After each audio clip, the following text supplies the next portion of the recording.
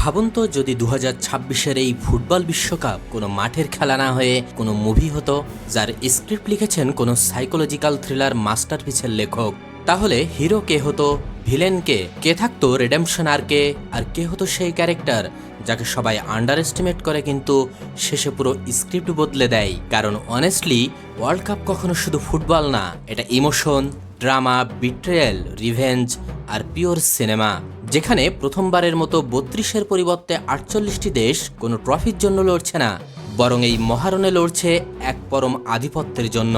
তাই আজ the critics বাংলার পর্দায় আমরা দেখব ওয়ার্ল্ড কাপ 2026 যদি একটা সিনেমা হতো, তবে কোন দল আর কোন প্লেয়ার কোন চরিত্রে অভিনয় করত। চলুন শুরু করা যাক। Chapter 1, the ultimate antagonist, France ও কিলিয়ান এমবাপ্পে। একটা ভালো সিনেমার প্রাণ কি? একজন জাদরেল অতি শক্তিশালী অ্যান্টিহিরো বা ভিলেন। হিথ লেজারের জোকার কিংবা দ্য ডার্ক নাইট সিনেমার মতো একটা সাইকোপ্যাথিক বাধা না থাকলে হিরোর হিরোইজম ঠিকঠাক ফুটে ওঠে না। এই মেগা মুভিতে ফ্রান্স আর কিলিয়ান এমবাপ্পে ঠিক সেই চরিত্রে। এমবাপ্পে এখানে সেই রুথলেস, মেকানিক্যাল এবং অসম্ভব প্রতিভাবান ক্যারেক্টার, যে স্ক্রিনে আসলেই বাকি হিরোদের ফ্যানদের বুক কাঁপতে শুরু করে। তাকে দেখলে মনে হয় যেন টার্মিনেটর সিনেমার সেই T-800 সাইবর্গ, যার একমাত্র লক্ষ্য প্রতিপক্ষের ডিফেন্স ধ্বংস করা। 2022-এর ফাইনালে হ্যাটট্রিক করেও যে ট্রফি ছোঁয়া হয়নি, সেই অপূর্ণতা তাকে আরও ডেঞ্জারাস করে তুলেছে। বাংলাদেশের ফুটবল প্রেমীদের আর মেসি, রোনালদো, নেইমার ভক্তদের কাছে ফ্রান্স হলো সেই ফাইনাল বস, যাকে স্ক্রিনে হারাতে না পারলে সিনেমার হ্যাপি এন্ডিং সম্ভব নয়। Chapter 2, the last dance legends, Messi এবং আর্জেন্টিনা। প্রতিটি গ্রেট মুভিতেই থাকে কিছু লিজেন্ডারি ক্যারেক্টার্স, যাদের শেষ জার্নিটা পুরো অডিয়েন্সকে ইমোশনাল করে দেয়। আমাদের এই সিনেমার সবচেয়ে বড় ক্যারেক্টার আর্কেটাইপ হলেন লিওনেল মেসি। কাতার 2022-এ তার চরিত্রটা ছিল একজন কিং হয়ে ওঠার ক্লাসিক ড্রামা, ঠিক যেন দ্য শশাঙ্ক রিডেম্পশনের অ্যান্ডি ডুফ্রেনের মতো।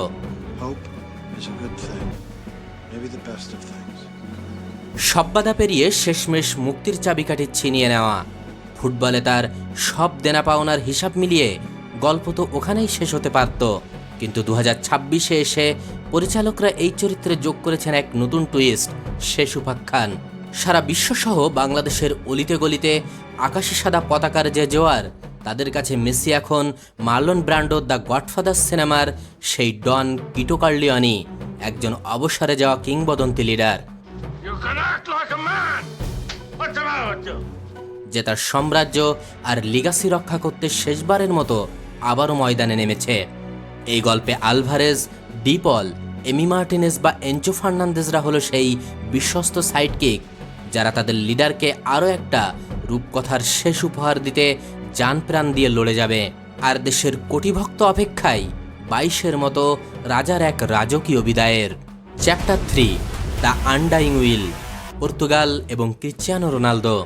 সিনেমার কিছু ক্যারেক্টার থাকে যারা বয়স, নিয়তি বা লজিক কোনো কিছুকেই তোয়াক্কা করে না। ক্রিশ্চিয়ানো রোনালদো হলেন আমাদের এই মেগা মুভির সেই আনস্টপেবল ফোর্স। 41 বছর বয়সে এসেও কেউ যখন স্ক্রিনের মেইন লিড হিসাবে সিক্সথ গিয়ার বা রিলেন্টলেস মোডে দৌড়ায়, তখন বুঝতে হবে সিনেমার রাইটার তার জন্য কোনো সাধারণ স্ক্রিপ্ট লেখেননি। রোনালদোর এই চরিত্রটা যেন সিলভাস্টার স্ট্যালোনের রকি বালবোয়া কিংবা টম ক্রুজের মিশন ইম্পসিবলের ইথান হান্টের মতো, যেখানে মিশনটা অসম্ভব জেনেও স্রেফ নিজের ইস্পাত কঠিন শক্তির জোরে সে টিকে থাকে। পর্তুগালের এই গল্পটা কোনো ফেয়ারি টেল বা রূপকথা নয়, এটা হলো পিওর সাইকোলজিক্যাল ড্রাইভ এবং জেদের গল্প। তিনি প্রমাণ করতে চান টাইমলাইন কেবল একটা সংখ্যা মাত্র। রোনালদোর এই মিশনে ব্রুনো ফার্নান্দেজ, বার্নার্দো সিলভারা পর্তুগালের যাচ্ছি গায়ে কতটা সাহায্য করতে পারবেন সেটাই দেখার বিষয়। চ্যাপ্টার 4, দ্য রিডেম্পশন, ব্রাজিল ও নেইমার জুনিয়র। এবার আসা যাক আমাদের সিনেমার সবচেয়ে গ্ল্যামারাস, কালারফুল অথচ ট্র্যাজিক চরিত্রে। হ্যাঁ, সেলেসাও বা ব্রাজিল। আপনি যদি সিনেমার ট্রোপস বোঝেন, তবে ব্রাজিলের গল্পটা হলো দ্য রিডেম্পশন বা ঘুরে দাঁড়ানোর গল্প। গত কয়েকটি আসরে এই দলটা একের পর এক ধাক্কা খেয়েছে, আর তাদের প্রধান চরিত্র নেইমার জুনিয়র। তিনি যেন মার্ভেল সিনেমাটিক ইউনিভার্সের আয়রন ম্যান বা টনি স্টার্ক, যার গ্ল্যামার আর ট্যালেন্ট অতুলনীয়, কিন্তু ভাগ্য বারবার তাকে ইনজুরির থানোসের সামনে এনে দাঁড় করিয়েছে। ঠিক যেমন টনি স্টার্ক সব ক্ষত ভুলে শেষবারের মতো ঘুরে দাঁড়িয়েছিল নেইমারের গল্পটাও তাই। ভিনিসিয়াস জুনিয়র বা রদ্রিগোরা এই গল্পে সেই তরুণ রক্তের স্পাইডারম্যানের দল যারা তাদের মেন্টরের হারিয়ে যাওয়া সম্মান আর সাম্বা ম্যাজিক পুনরুত্থানের মিশনে নেমেছে। বাংলাদেশের কোটি ব্রাজিল ফ্যানদের জন্য এই সিনেমাটা কোনো সাধারণ ফিকশন নয়, এটি একটি হারানো গৌরব ফিরে পাওয়ার pure action thriller. Chapter 5 the new generation. Lamine Yamal, Jude Bellingham, Erling Haaland সবার এক্সপ্রেশন কম কিন্তু ড্যামেজ বেশি। স্পেন এই বিশ্বকাপের অন্যতম বড় দাবিদার, অন্যদিকে ইংল্যান্ডও আছে ট্রফি ঘরে নিতে, আর নরওয়ে হয়তো তাদের ইতিহাস সেরা পারফরমেন্সের অপেক্ষায়। ইয়ামাল, বেলিংহাম বা হল্যান্ড তাদের ক্যারিয়ার সেরা সময়ে সেরা পারফরমেন্সের অপেক্ষায়। Chapter 6 the dark horse. Morocco, Uruguay, Japan. প্রতিটি ওয়ার্ল্ড কাপেই আন্ডাররেটেড ভিলেন থাকে যারা সাডেনলি পুরো স্ক্রিপ্ট চেঞ্জ করে দেয়। 2022-এ মরক্কো সবাইকে শক দিয়েছে, 2026-এ জাপান বা উরুগুয়ে সেই রোল প্লে করতে পারে। Chapter 7 ending. সিনেমার স্ক্রিপ্ট রেডি, ক্যারেক্টাররা তাদের পজিশন নিয়েছে আমেরিকার মেক্সিকো থিয়েটারগুলোতে। এবার মাঠের সবুজ ঘাসি হবে সিনেমার পর্দা, আর ডিরেক্টরের কাট অ্যাকশন শোনা যাবে রেফারির বাঁশিতে। কারো লেগাসি শেষ হবে, কারো ড্রিম ভেঙে যাবে, কেউ হিরো হবে আর কেউ ইন্টারনেট মিমিস।